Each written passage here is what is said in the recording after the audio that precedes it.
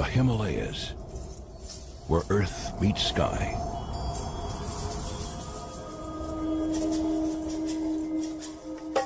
Prowling this broken landscape is one of the most rarely seen creatures on earth, the snow leopard.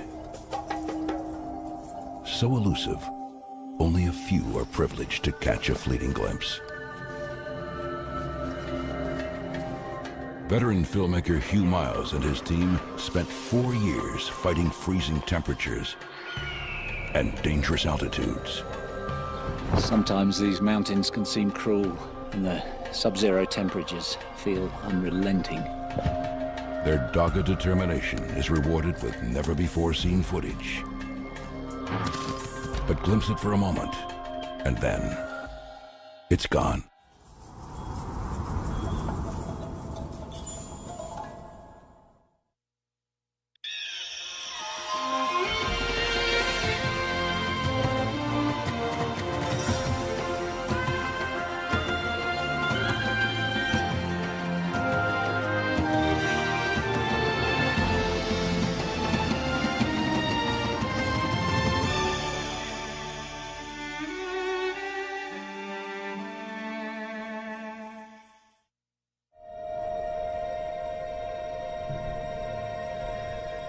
Some parts of our planet are so brutal that any creature surviving in them achieves almost mythical status.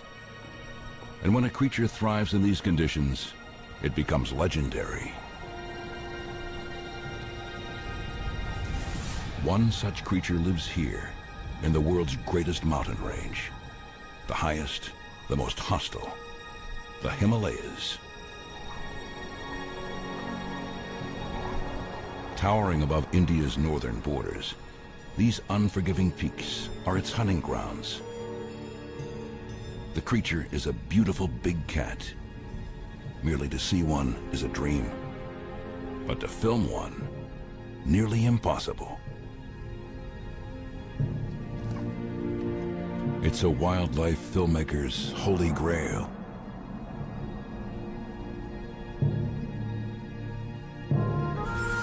The snow leopard.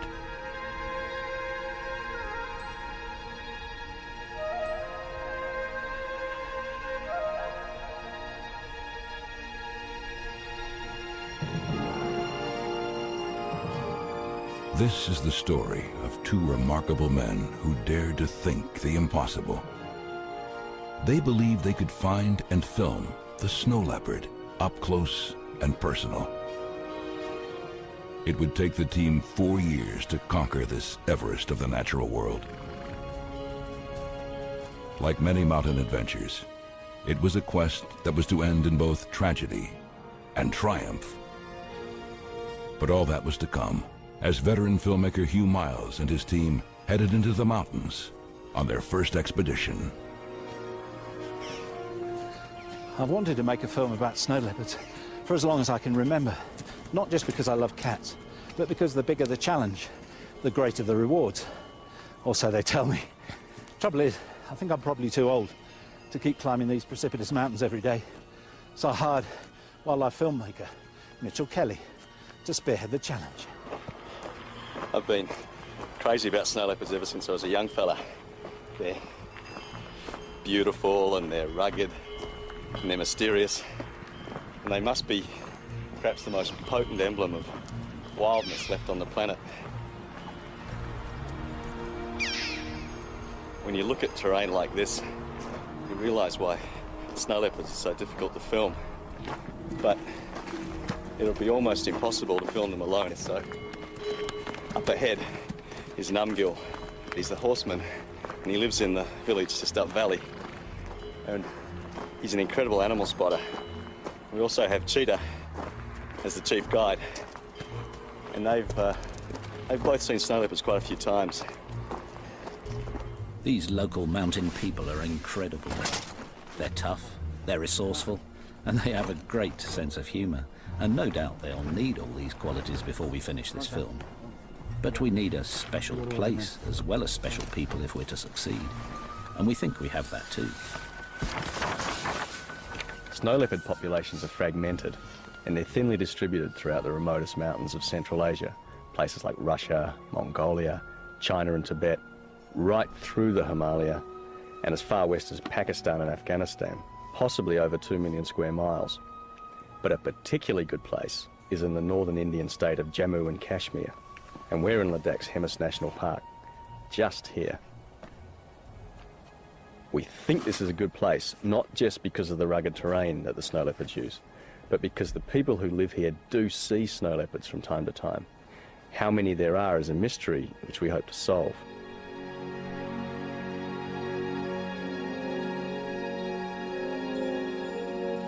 We're camping in the heart of the steepest mountains because this is supposed to be perfect snow leopard country. It's certainly tough walking country. In fact, we're probably crazy to even try to film snow leopards because they're so rare. But that's what makes them so desirable. You know they're out there somewhere. Trying to find them becomes an obsession.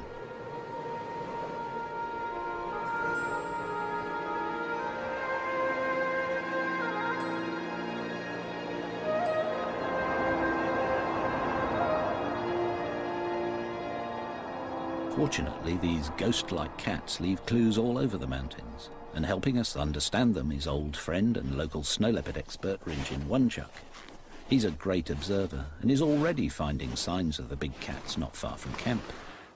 Lovely fresh tracks, just a few hours old. Snow leopards like to keep in touch, so leave messages for each other, and we hope we can learn to read them too. Rinjin tells us that snow leopards need lots of space, so at frequent intervals they scrape up these piles of earth and sometimes pee on them to make sure other cats keep their distance. Surprise meetings might be dangerous, so they also post messages on overhanging rocks by spraying urine. It's strong stuff, so we can smell them too.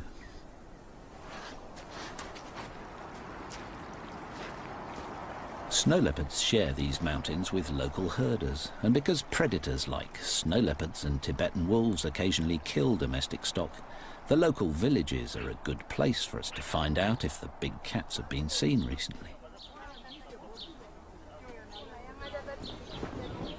Much of this area of the Himalaya is blessed with the Buddhist faith, and as this culture reveres all life, predators are usually tolerated. Rinjin visits these villages regularly, and as our horseman Namgyal lives here, we'll always be on the local grapevine. Mind you, the villagers hardly ever see snow leopards, but they know that the cats do a lot of walking and have big territories, so finding them in this rugged terrain will be challenging. Snow leopards are only 6 to 7 feet long and really well camouflaged. And we don't even know how many there are living here. A handful at most.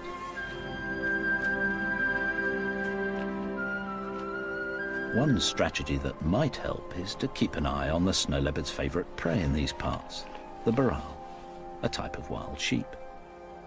Baral look amazingly agile on these steep cliffs, but we're told this is also the snow leopard's favourite hiding place. So baral are always on the lookout for the superbly camouflaged cats. If they see a snow leopard, the baral should alert us, so we watch them carefully, but whenever possible climb down to base camp at night.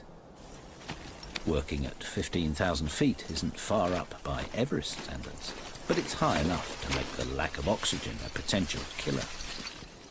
Sleeping lower down is safer, and in this cold, returning to camp is a welcome relief.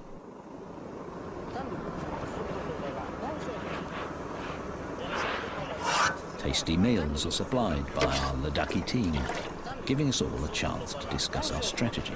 Snow's good though. Good for tracking. Yeah. It'll be worth trying. Thanks, Sam. No, it's okay. Oh, gotta get out there.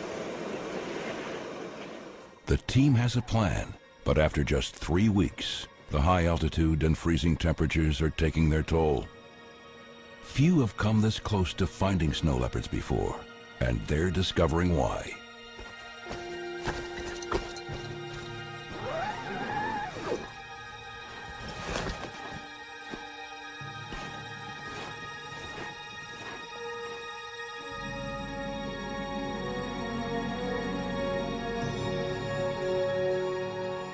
All the walking has been with a purpose, for the team has been collecting every clue they can find. It means Mitchell can now get down to some clever detective work and maybe outsmart the snow leopards. Whenever any of us has found a pug mark or a fresh scrape or a rock spray or heard a vocalization, I've marked it on this map of the area, and all of a sudden there are enough maps for a pattern to emerge. It seems that the snow leopards are favouring just the easiest routes to travel on, and this kind of information is priceless. Now we're really making progress. For by knowing